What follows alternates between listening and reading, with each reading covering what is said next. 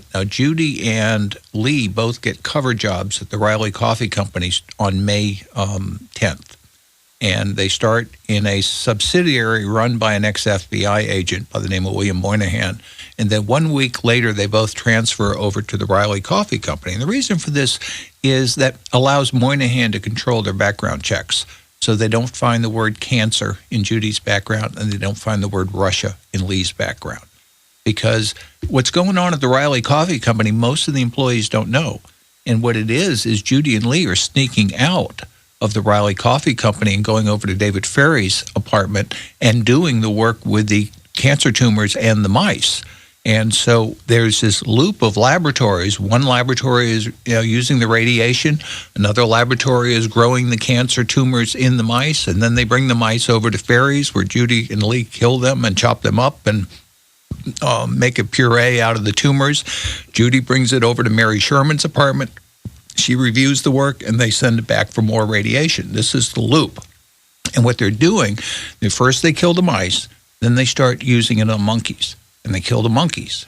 And first they use South American monkeys, and then they use African monkeys, which are more expensive, okay?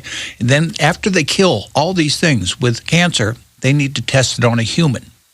So where do you get a human you can kill and nobody's going to miss? Okay, from Angola Penitentiary. And they take that human over to the East Louisiana State Hospital, which is the Jackson Mental Hospital, and inject him with the weapon to see if he kills him. Okay. Now, part of this is his story of Lee being seen in Clinton, Louisiana. Well, Clinton's right down the road from Jackson. Okay. And what they're trying to do is they're waiting for the prisoner to come over, and they're going to go up there and rendezvous so that when they arrive at the front gate, there's this nice van with a state seal on it with the prisoner in it, and there's a black Cadillac behind it being driven by Clay Shaw. All right, so they're going to use that to sneak the weapon and Ferry and Oswald into the hospital. By the way, it's come out that prisons is one of the favorite places to do these tests on people, and just out at the Huntsville prison in East Texas, it's famous. It's come out. They give people stuff so bad they kill them all the time, and it even kills the guards and makes them sick. And it even pops up in the paper. Mystery illnesses, mystery deaths. I mean, it's just hidden in plain view. Yeah, that's correct. But they forgot to read the newspaper. They forgot to read that Martin Luther King was giving his I Have a Dream speech on August 28th. So when they arrive in this town in Clinton to wait for the van, they're expecting it to be empty because it's a hot August afternoon. And what's really going on is because of the Martin Luther King speech the day before, the Congress on Racial Equality has scheduled a black voter registration drive in this essentially Klan-controlled town. So what you've got is you've got the marshals standing in the middle with the whites on one side of the square, the blacks on the other side of the square, and into this scene drives this black Cadillac. So the marshal says, who is this? Outside agitators, press, government, what? And so the marshal, John Manchester, goes over and to the guy driving the car and says, "May I see your ID?" And the guy pulls out his driver's license and says, "I'm Clay Shaw of the International Trade Mart."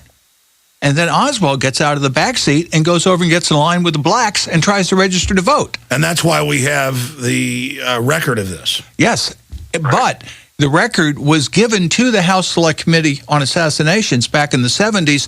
They took it in executive session, stamped it secret, and did not tell us that they knew that Oswald was connected to Clay Shaw, which was the essence of Jim Garrison's case. Right. Okay? They marked it secret, and it did not come out until after Oliver Stone's movie. Incredible. Well, you're going to have to go through all of this in a special report we're going to shoot.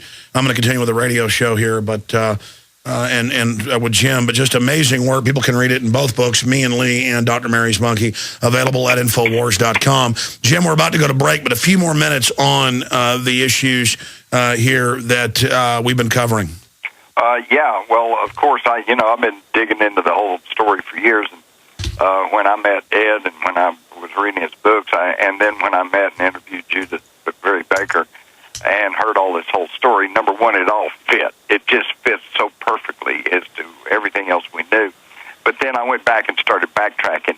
And for example, Ed says that Oswald's work at Riley Coffee Company was just a charade, and that he was leaving and so I went back and looked in the Warren Commission volumes, and I found a affidavit from his immediate supervisor there at Riley, and he said, I never could find Lee. He just never was around. And when I'd finally catch up with him and say, where have you been? He'd say, I've just been around, And then Judith Baker said that one of her jobs was to clock Oswald out each day, all right, on the time clock. And so I went back and checked the time clock records, and sure enough, he was supposed to be at work at 8, and he got off at 5. Well, like any normal person, he'd clock in at 7:59, 8:01, 7:58, right about 8. But then when he clocked out, it was 5 o'clock. Bing, 5 o'clock. Bing, 5 o'clock. Bing. It's like nobody checks out on the minute every day. They'd been falsified all at once. Exactly. Well, no, that was Judith Baker going up, and every day at 5 o'clock, bing, she'd check him out. And so I have satisfied myself that the essence of her story seems to be very true. No, she's got all the documentation. Incredible. Ed, thank you so much. We'll be back with Jim Marrs. Stay with us.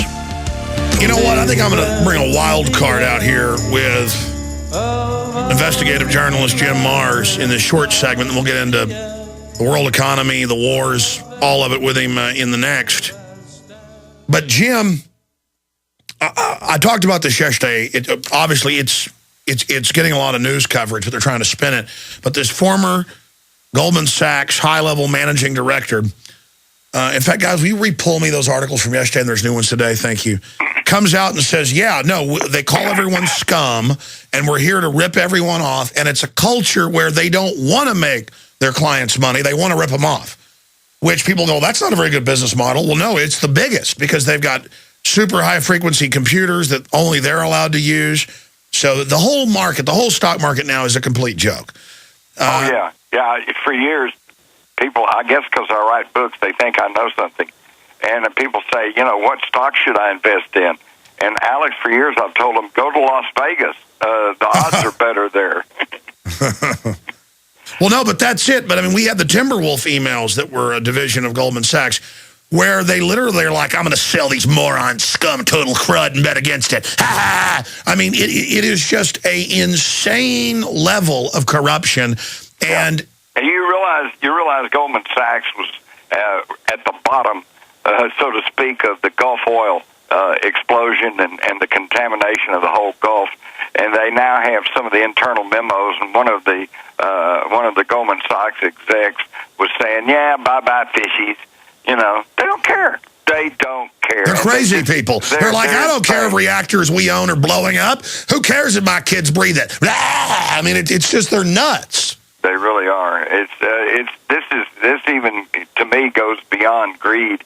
Greed's one thing, but hey, Alex, you're from Texas, and you know a little bit about Texas history. Texas was built by entrepreneurs and corporate guys, basically. They call them trusts then, railroad, cattle, oil.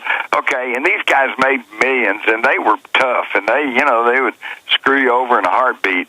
But they also knew, like their fathers and grandfathers who were farmers, they knew you have to let the field lie fallow one season so that it gives you a bumper crop the next. They knew, and that's why so many of the wealthy oil guys in Texas would turn around and put money into the arts, into the symphony, into the operas, into the culture of the town, because they knew that when they built up and helped prosper the golden goose, they'd get more golden eggs. But you don't see that today. It goes beyond greed. They are just, it's like, hey, nothing's going to last. Let's get our last penny out of everything. Exactly. You have really, I think, hit a deep truth here, driven the nail right through the board, that, other elites are boss hoggish and corrupt, but they still like seeing people doing well. They like building big palaces. They understand a rising tide raises the ships. And when they get in control, a lot of times strongmen in history have actually made things better, kind of the philosopher king in a way, because they want to see things prosper, kind of like Gaddafi. Not saying he's a good guy, but compared to the globalist, he was good. The globalists really do want to wreck everything.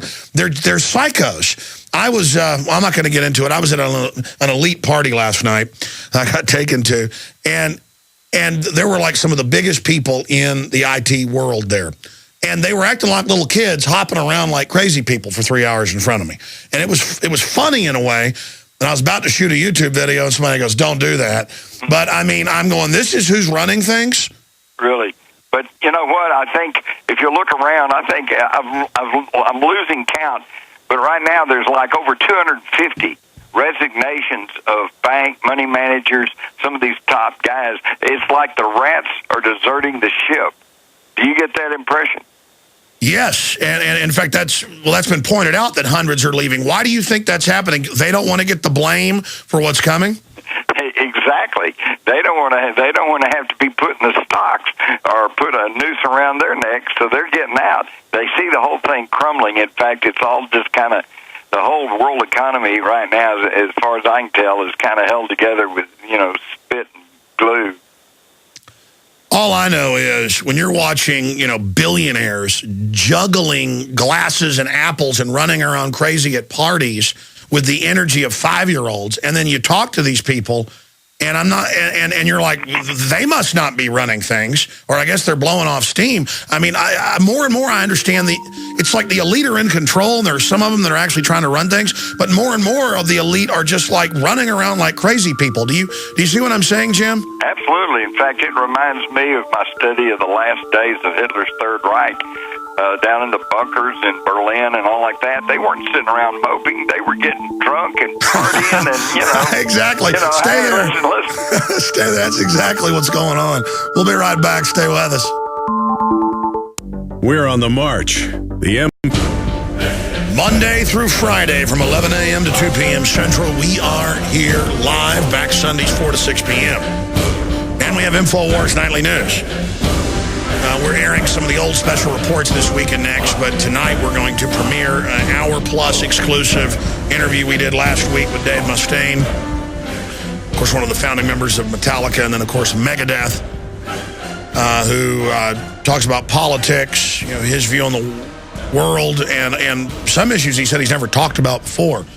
So that's coming up. Also, Billy Corrigan, who I've always really liked his music, and, of course, he's also a very accomplished songwriter. I remember about 5 years ago, and we're going back to Jim Mars here, I was listening to his music, that record called Zeitgeist. And I'm like, man, he's awake to the New World Order. This is incredible.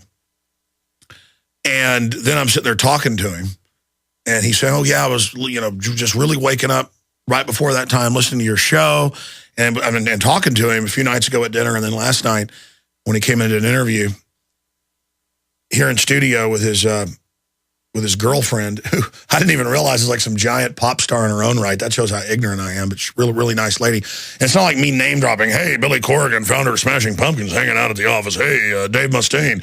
Hey, I just got a call from this big movie star yesterday. 95% or more of the big stars and people that contact me never want to go on air. In fact, Billy, when we went out to dinner a few nights ago,